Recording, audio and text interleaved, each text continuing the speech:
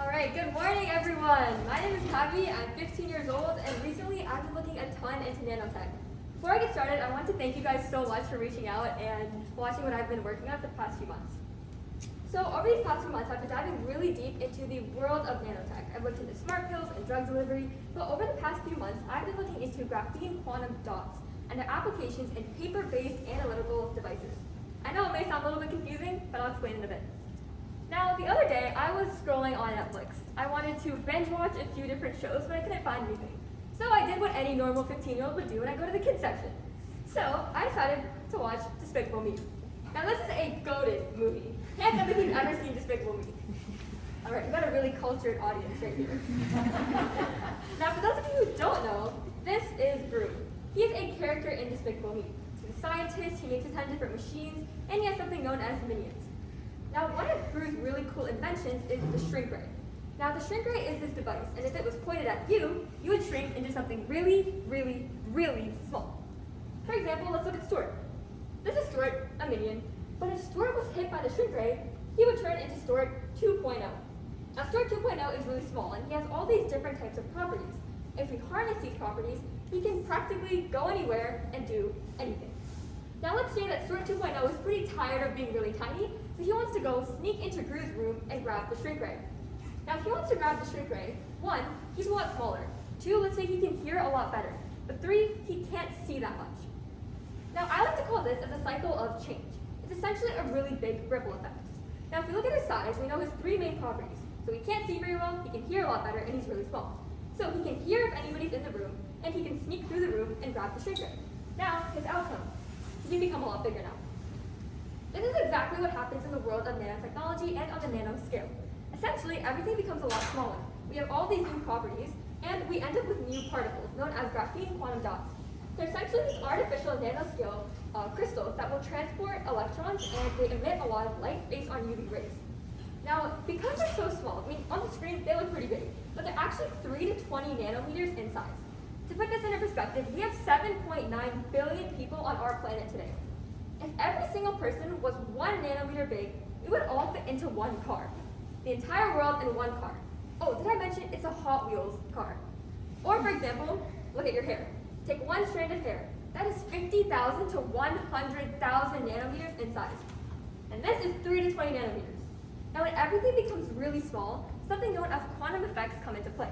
This is where there's absence or presence of electrons. Now we also have something known as photoluminescent properties, which are essentially dependent on the band gap. Band gaps in GQDs are essentially where there are no electrons present. When there are no electrons, we can have colors ranging from red to blue. So if we're trying to sense, for example, some toxins in some water, if there is mercury, it can turn red. If there's no mercury, it might turn blue. Now this is also something known as the quantum confinement effect. The quantum confinement effect is when there are chemical properties in GQDs. We have 4 main chemical properties: energy levels, the valence band, the conduction band, and electron energy band gaps. So the valence band is essentially where there is the highest amount of energy in a GQD. Conduction band is when there is the lowest amount of energy, and band gaps are when there are no electrons present at all. Now, some really cool things with graphene quantum dots is that the size of the particle, as it increases, the band gap will actually decrease, meaning we can get a lot of different types of colors. For example, here we have 6 different types of graphene quantum dots. There are millions of these out there. You can see, as the size of them increase, the band gap actually decreases. Now, next we have the particle in a box theory. So let's go back to Stuart 2.0 for a second. Let's say that Stuart goes into Gru's room, but he actually, because he's so small, remember the 3 properties, he can hear a lot better, he can't see as much, but he's really small. Now because he can't see as much, he doesn't know where the shrink ray actually is. So Gru finds out, Stuart's trying to go into this little room and find the shrink ray, but he can't. So what Gru can do is he can't actually see where Stuart 2.0 is at all times, but he can use something known as the Schrodinger Equation. Now this is a particle in a box theory. We can imagine these little particles to be Stuart 2.0. So Stuart 2.0 is going all through this little infinite potential wall. So he can be in this box, he can be anywhere, but we don't know where he is. We can use these ways to determine where he is at all times. This is known as the Schrodinger Equation and the particle theory. So what happens is, and that's a graphene quantum dot. So as a graphene quantum dot is moving in a box, they have different wavelengths. So this is just one graphene quantum dot. They have 5 different wavelengths of where they can be. We can use this equation to determine where it is at all times. Now, graphene quantum dots, they're cool and all, but what can they actually be used for? They can be used for something known as point-of-care testing or micropads. Micropads are paper-based analytical devices, meaning that you can scan and biosense anything with paper. That being said, they're cheap, they're inexpensive, they are really sustainable, and they're great use for graphene quantum dots.